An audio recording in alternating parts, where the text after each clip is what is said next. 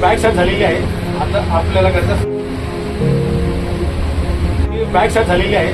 आता आपल्याला करायचं फ्रंट साईड.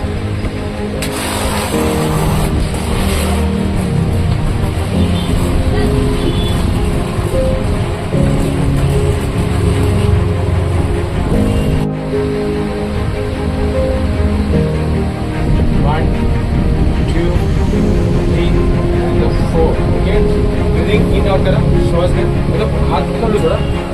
1 2 3 4 5. हे जे काप्स आहेत हे काप्स मध्ये हे थाईज आणि थाईज हे मसलला लॉक केले आणि ज्या स्ट्रेचिंग केल्यानंतर कसं वाटतं मला फ्री वाटतं. Free okay thank you.